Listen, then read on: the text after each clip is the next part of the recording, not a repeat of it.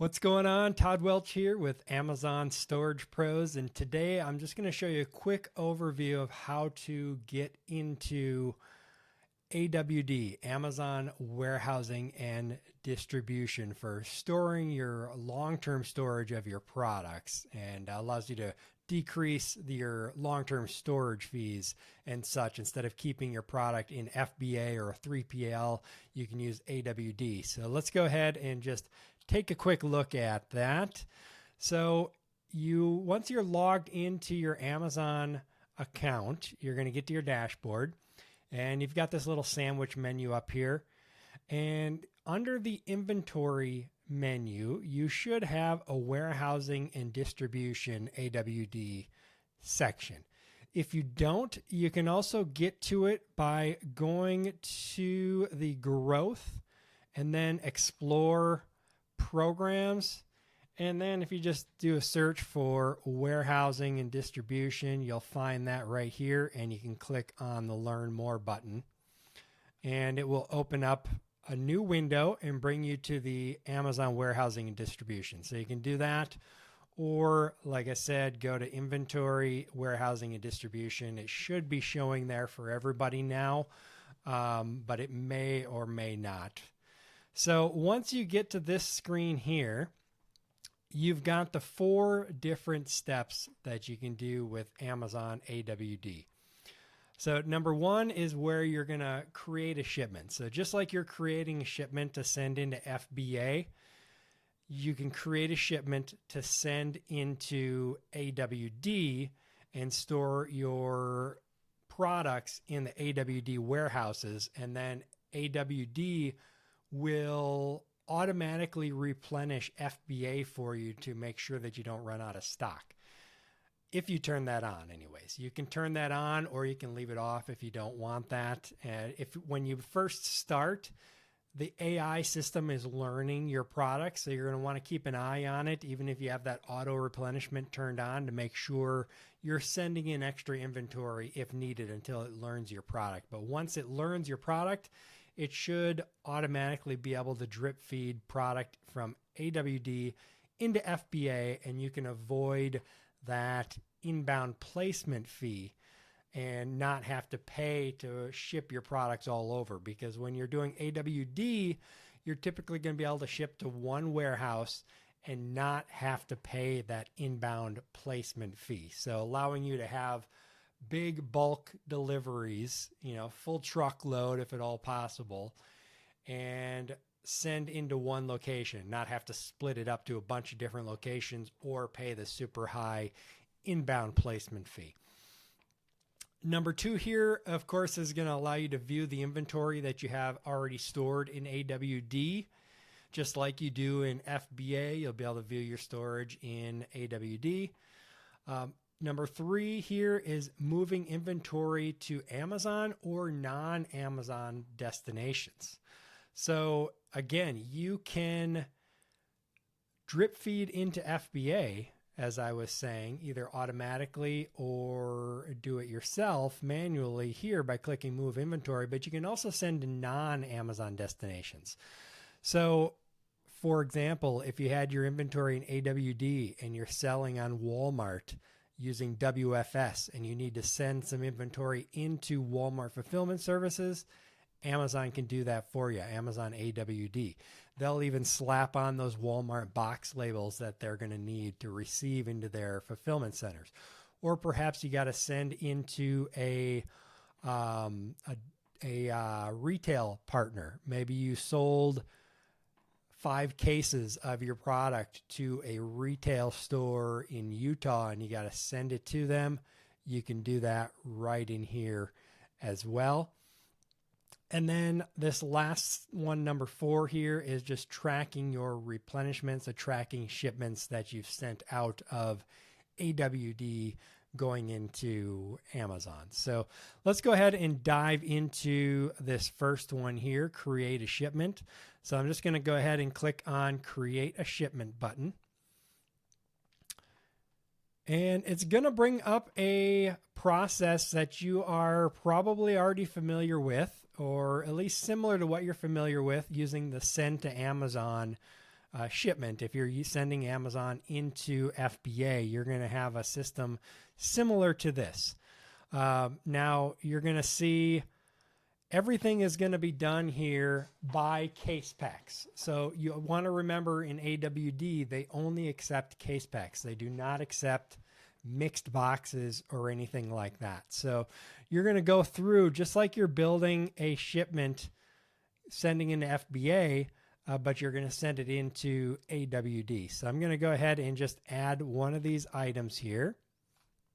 So we'll check this first product here, which is one of our fishing rods that we manufacture and sell. And then I'm going to say I'm going to send in 500 boxes of that. And we'll create a new packing template because we need to tell it how many units are in the box. Since this is the first time I'm sending these into Amazon, I need to create a packing template. So this is going to be our normal case pack box. And let's say we've got 20 units per box, and I'm going to put that in here, 20 unit normal case pack box, so that I know if I have different case pack sizes, I can more easily see which one I'm selecting. And then let's just say this is 25 by 25 by 25, because again, the 25 inches is the ideal maximum for AWD. Just like FBA, they don't want to deal with boxes that are bigger than the 25 inches. And then we'll say that it's 50 pounds for that box weight. No prepping is needed. And we're going to say you can have Amazon label it for you if you want. AWD will or Amazon will label it FBA when it receives into FBA. AWD is not going to be opening your boxes and things like that, handling units individually. They're only going to handle the case packs. So we'll leave that by seller. We'll say it's already been labeled at the manufacturer. We're good to go. So we'll save that. And so now I'll type the 500 boxes here, and that's going to be 10,000 units. We'll say that is ready to send. And so now we are ready to send 500 boxes, 10,000 units of these products. And it's being labeled by the seller. So you'll want to make sure all this is good. If a product cannot be sent into AWD for some reason, like it has a short expiration date, or it's a hazmat product or something like that, which they don't accept currently, that may change in the future, but right now they only accept products with long expiration dates of more than 180 days, I believe, right now, as of the recording of this video, and they do not accept hazardous products. But if you can't send it in for some reason, it will tell you right here. And if you think it's incorrect, you'll have to open up a case with support and then reach out to your Amazon warehousing and distribution representative to have them look at that case and get that fixed for you. So let's scroll down here and confirm and continue. And it's validating those SKUs for us. We're going to say we're shipping it today, and we're going to do less than truckload. You can do small parcel now with AWD. They have just recently started accepting that, but this is a pretty large shipment, so they've got that disabled for me, or it's currently unavailable. It's very new as the recording of this video, so it may come and go until they get that kind of hammered out. But for most shipments in the future, you should have small parcel delivery, UPS, or LTL full truckload. Ideally, if you're handling AWD, you're going to be wanting to do that full truckload. So we're going to verify everything here. It's looking like they're wanting to have it send to the South Central region, which is going to be Dallas, Texas. Now, you can change where it's sending it. So by default, it is setting it to right now what is currently the lowest AWD storage rate. 20 cents per cubic foot per month. And that's because this is a new storage center that they recently opened up and they're trying to fill up. If you wanted to, if this is too far from you, so we're in Florida, Texas is rather a far shipping. It may be further than shipping to some other locations, so it might cost us more. And if we wanted to send to a closer location, we actually needed to do that in the previous step. So I'm going to go back and edit this step here, and we can change which place it's shipping to right here. If you click on this change ship to button. So instead of doing Amazon assigned, if we wanted to ship it to somewhere on the East Coast, which right now is in Maryland, we can do that. If we wanted to ship it to the West Coast, we could do that, or the South Central, we could do that. These are the locations that are currently available for me to ship to. When you're looking at this, it may be different depending on when you're watching this video, as they add new locations from time to time. Like I said, this Texas one is new. Before this, it was only the East Coast and the West Coast locations. So this may change. If you want, you can leave it on Amazon assigned, and they'll select what they believe is the best. But if you want to select one particularly, let's go ahead and select the East Coast. But remember, I'm not going to get that 20 cents per unit. It's going to be the normal 38 cents, I believe it is right now, is the recording of this video, which again, it could change. But you can select that location there that you want to use to send to. So let's go ahead and confirm and continue.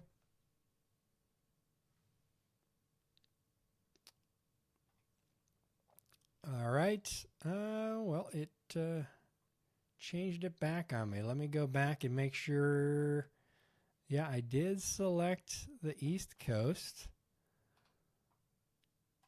So that is interesting. Right now, we may have found a little bug in the recording of this video. Let's see if it, yeah, it's still sending me to the South Central for some reason.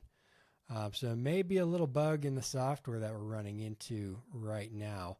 Let me try reloading this and see if we can get that coming back correctly. Nope, it is not. So there's some kind of bug going on at the moment, not letting me change it. So hopefully they'll get that fixed here for us. Let me try the West Coast and see if that will change. Nope, still South Central. So something going on there. I'd have to reach out to our rep and figure out what's going on. But keep an eye on that, I guess. Make sure it's sending you to the right fulfillment center. But for the sake of this video, let's go ahead and confirm and go on to the next destination here.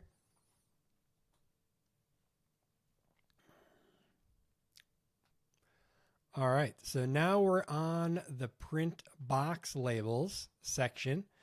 Now, if you have been selling on Amazon for a long time, you might remember back when FBA did not allow you to print on the standard 4x6 labels that most warehouses use. And AWD currently is like that now as well. They've only got this A4 paper. So when we go and print that, you'll see what that looks like after it's done generating. I'll bring that up here. All right, so it downloaded this zip file, which I opened up here, and it's got a PDF in it. So I'm going to go ahead and open that PDF to see the labels. It does come as a zip file, so you're going to have to possibly extract it here, but let me see if it opened. Yeah, here it is. So this is what the label looks like. It's just one label on a giant piece of paper, which can be annoying if you're used to using the 4x6s. So if you want, I'm going to have a separate video and a link in the notes of this video that you can click on, and you can see exactly how we are resizing these labels to print on a 4x6 sheet of paper, so you don't have to be wasting a bunch of paper. It works pretty slick so that you can reformat these pretty quickly and be able to print them on normal sheets of paper. So if you want that, check out the link down below in the notes. But that's what you're going to get. Nice and simple, not similar to the FBA labels. You're just going to slap one of these on the side of each of your boxes so that when it's received at AWD, they know what it is, what's inside of there. So a little bit different than FBA than what you're probably used to, but this is what the AWD labels are going to look like. And while I was waiting for those labels to generate, I actually did check, and I found out that currently Amazon is routing everything from AWD to the South Central, no matter what we're selecting up above. So they are forcing people right now to send to South Central. That may or may not be the case when you're watching this video, but just keep that in mind that sometimes they'll do that. Right now, they've got lots of storage space in Dallas, and so they want our people to send to Dallas. And it may be because of the size of this shipment. So I made a very big shipment. So if I went back and made this not 500 boxes, brought it down to like 50 boxes or something like that, because this breaks out to like 250 pallets. So it's a very large shipment. If I made a smaller shipment, it might allow us to select the other locations as well. So it could be an issue with me just making an extremely large test shipment for the purposes of this video. But that's what the labels are going to look like. And we're going to go ahead and just confirm everything here, make sure everything looks good. And it does look good to me, so I'm going to continue to confirm carrier. And now, again, I've got too large of a shipment that I can't use Amazon Partner Carrier. So I'm going to jump back and just see if I can edit this here. Give me 1 second. All right, so I did have to cancel the shipment. So I went back and recreated it for 50 boxes. So we'll pretend that I accidentally hit an extra 0. Oops. So what I had to do is not delete workflow, but on the next step here after I confirm, it's going to say cancel shipment. And so I just canceled the shipment, recreated it with 50 units. I told it to go to the West Coast, but once again, it is forcing me to go to Dallas. So it's still going there, and it's also giving me some estimated shipping rates for this. So it's estimating 50 boxes is going to be 25 pallets. So almost a full truckload. So almost perfect for a full truckload. If I was going to fill out that truckload, I'd probably add a few more, maximize that shipping or units, but pretty close with 25 pallets. So we will go ahead and confirm destination and shipping.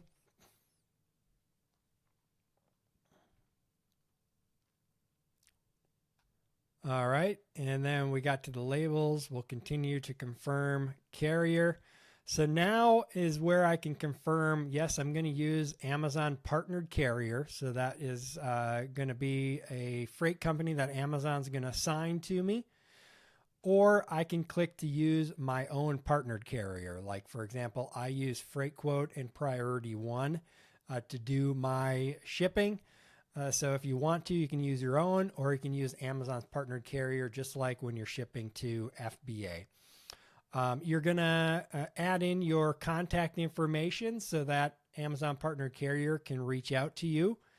And you're going to confirm that it's going to be 25 pallets with a total weight of 2,500 pounds.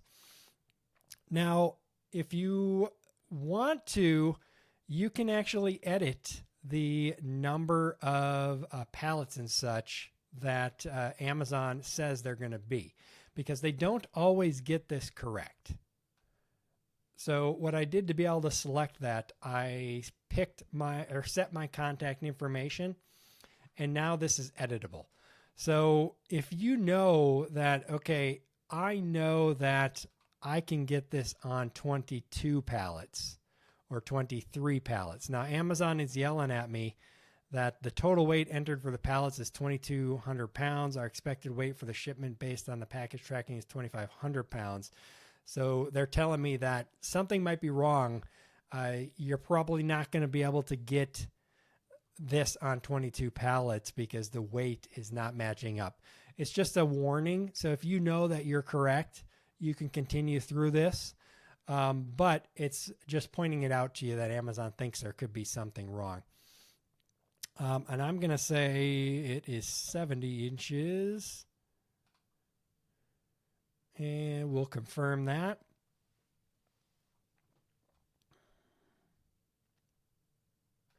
All right, and then we are to this here to schedule the date that we want Amazon to pick up when the freight is ready. Well, it's the freight ready date, not necessarily when they're going to pick up. As we know with FBA, sometimes they do, sometimes they don't pick up on the correct date or the date that you select. And then they're showing us the carrier that they are selecting, which we can change that and select a different carrier if we prefer a different carrier. But they're automatically selecting the one that is lowest for us. And then we can confirm carrier and pallet information. Next step in the process here is going to be printing the pallet labels. Now here they do have, strangely, the thermal printing 4x6 that you can select and print your pallet labels.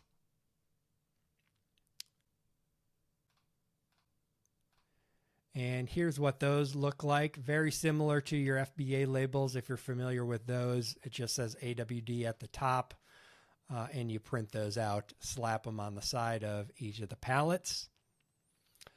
You can download your bill of lading here. And that's going to have your BOL information on it as well. And you're going to be good to go. You can check the tracking details and go from there. So that is how you're going to build out a shipment. Now I'm going to go ahead and cancel this shipment so that I don't actually get charged for that, and they don't actually send a truck to my warehouse to pick up 22 pallets that don't exist. So we'll cancel that.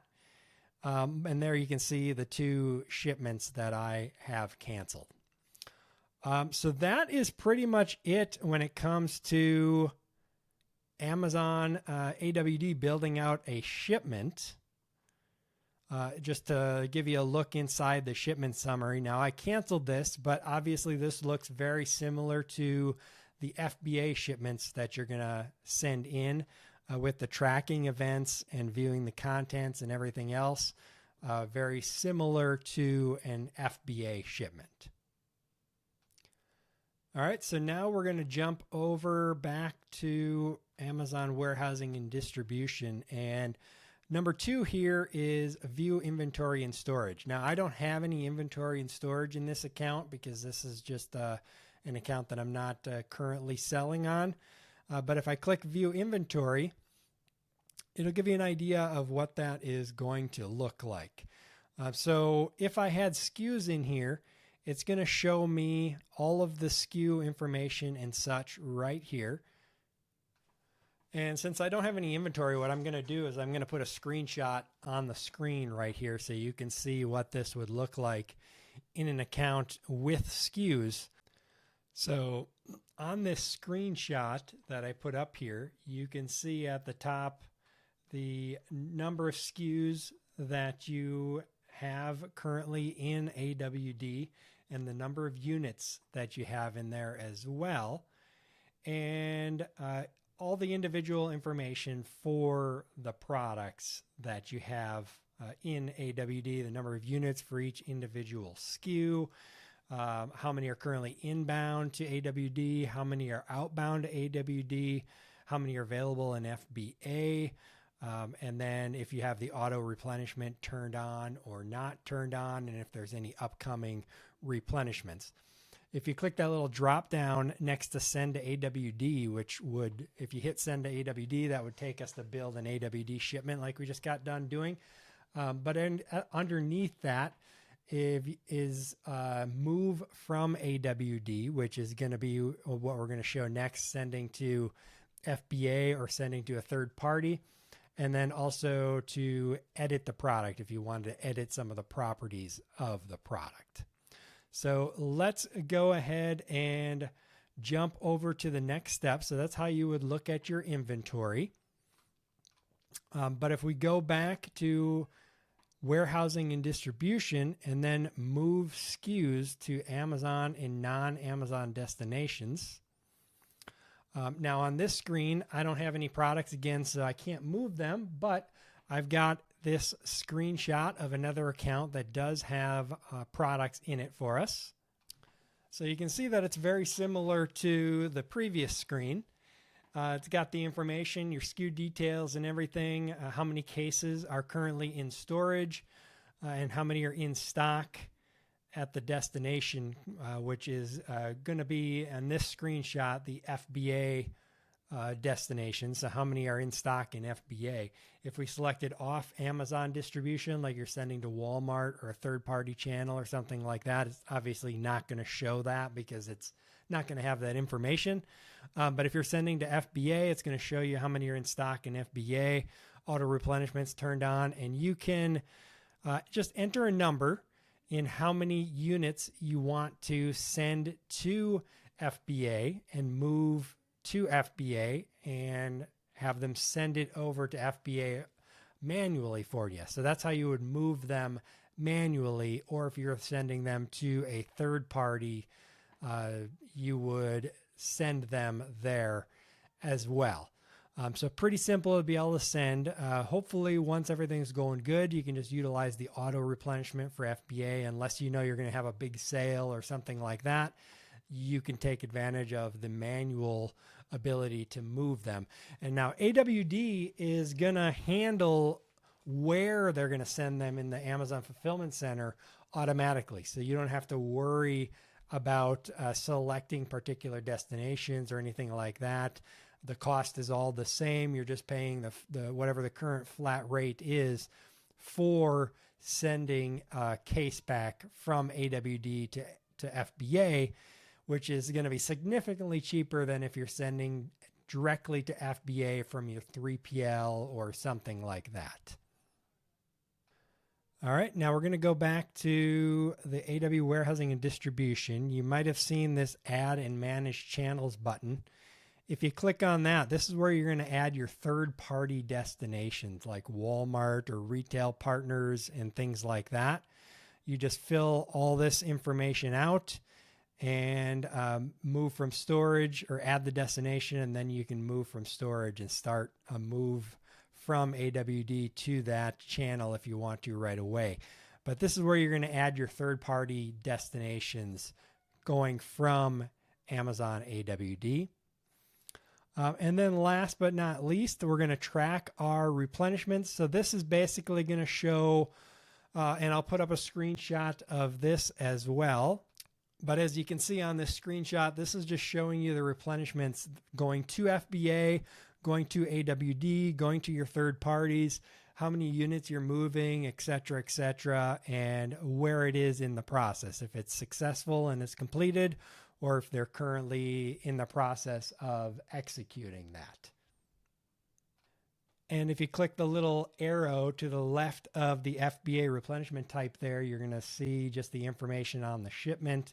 And you can click the shipment and go to that shipment page where you can see the tracking and everything else like we looked at previously.